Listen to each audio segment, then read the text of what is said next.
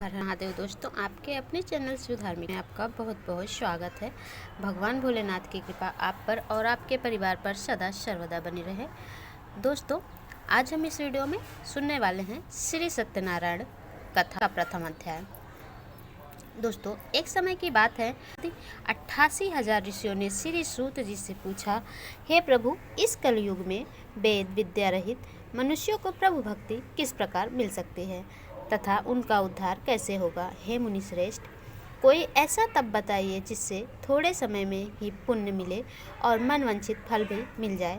इस प्रकार की कथा सुनने की हम इच्छा रखते हैं। सर्वशास्त्रों के ज्ञाता सूत जी बोले, हे वैष्णव, मैं पूज्य आप सभी ने प्राणियों के हित की बात पूछी है, इसलिए मैं एक ऐसे श्रेष्ठ व्रत को आप लोगों को बताऊंगा जिसे नारद जी ने लक्ष्मी नारायण जी से पूछा था और लक्ष्मीपति ने मुनि श्रेष्ठ नारद जी से कहा था। आप सब इसे ध्यान से सुनिए।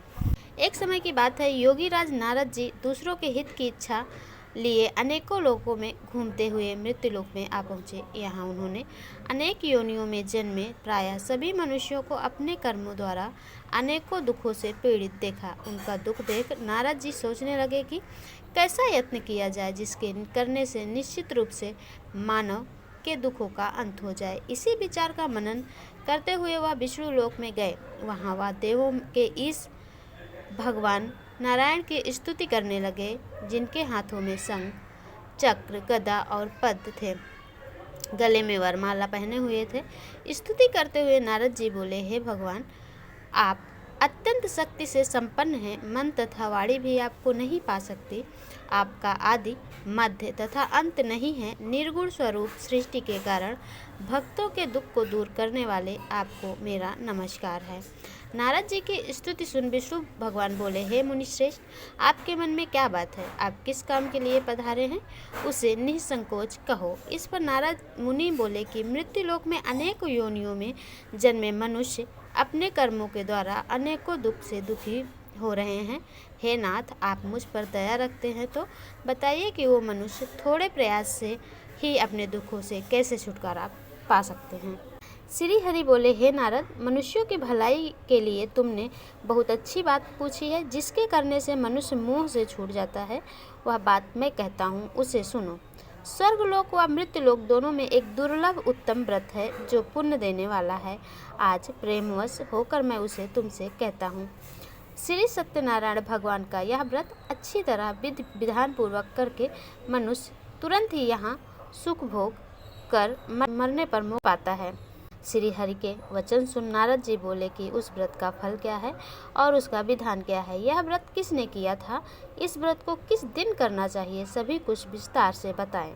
नारद की बात सुनकर श्री हरि बोले, दुख व शोक को दूर करने वाला यह व्रत सभी स्थानों पर विजय दिलाने वाला है। मनुष्य को भक्ति व श्रद्धा के साथ शाम को श्री सत्यनारायण की पूजा धर्मपरायण होकर ब्राह्मणों व बंधुओं के साथ करनी चाहिए। भक्ति भाव से नैवेद्य केले का फल, घी, दूध और गेहूं का आटा सवाया लें। गेहूं के स्थान पर साठी का आटा, शक्कर तथा गुड़ लेकर वह सभी भक्षण योग्य पदार्थों को मिलाकर भगवान को भोग लगाएं।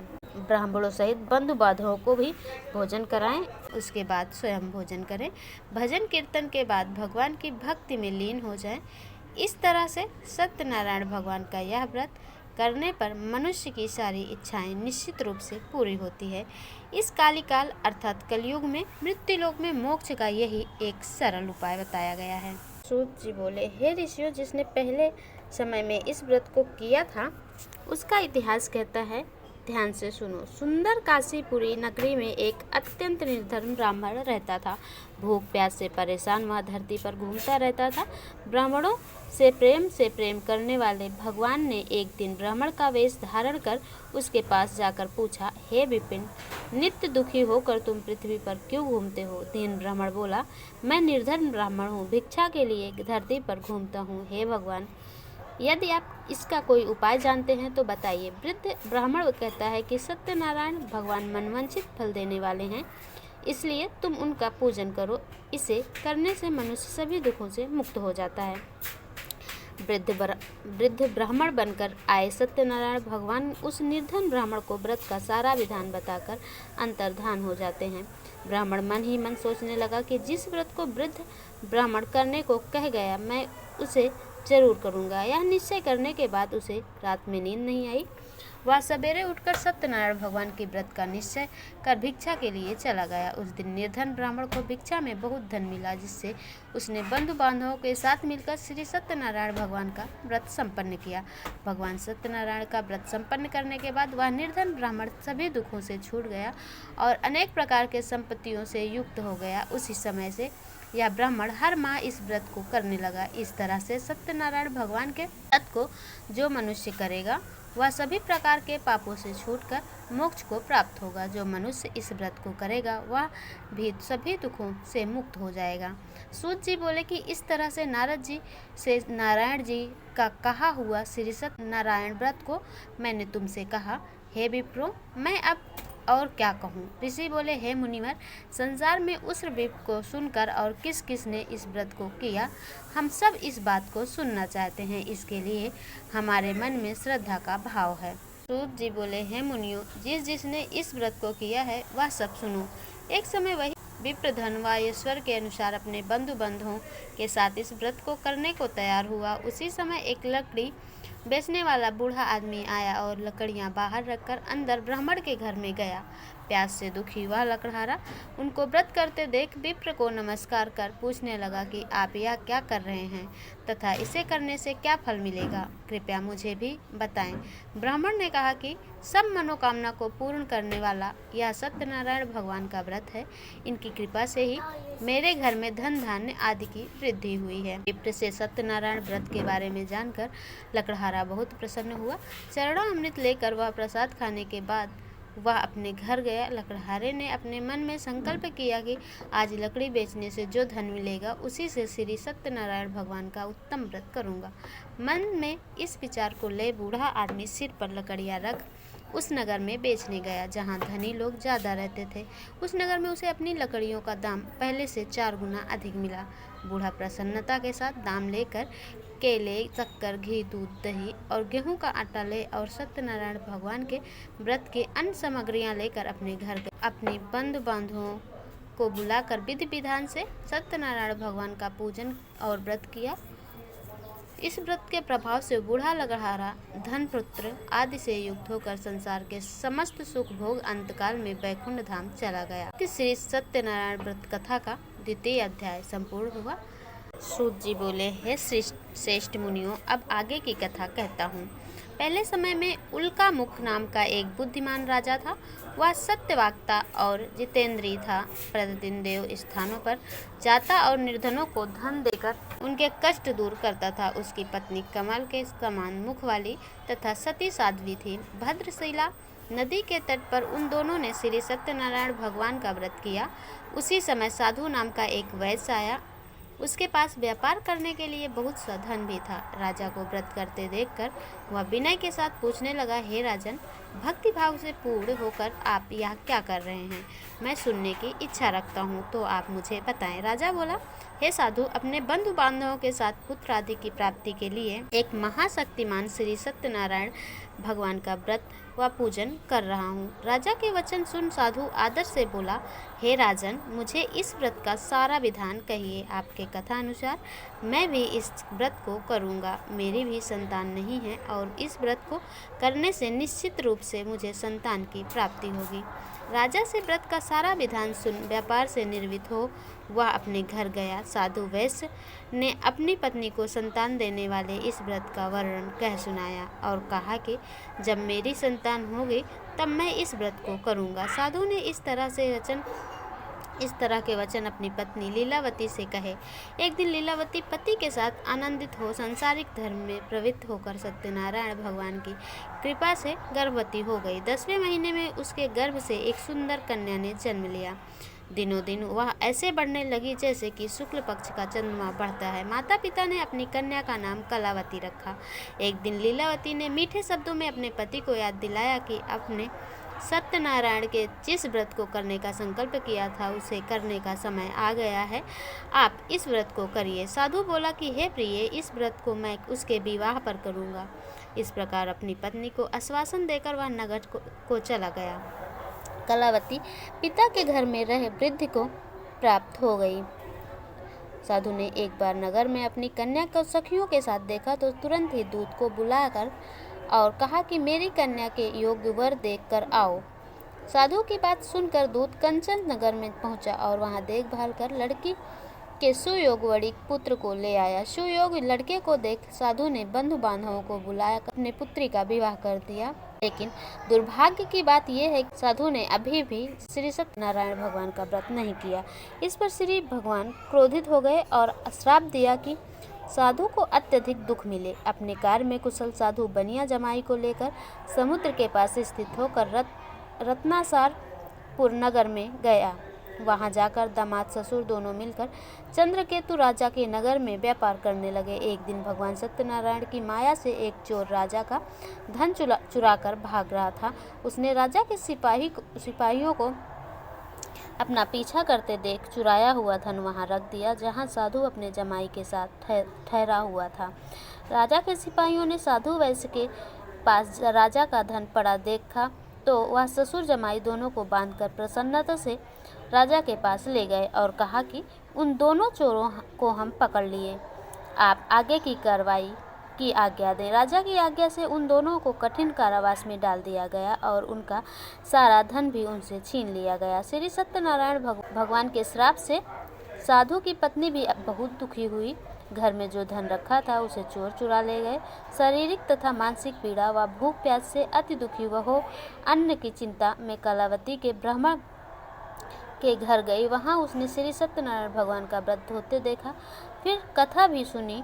वह प्रसाद ग्रहण कर वह रात को घर वापस आई। माता के कलावती से पूछा कि हे पुत्री, अब तक तुम कहाँ थी, तेरे मन में क्या है? कलावती ने अपनी माता से कहा, हे माता, मैंने एक ब्राह्मण के घर में श्री सत्यनारायण भगवान का व्रत देखा।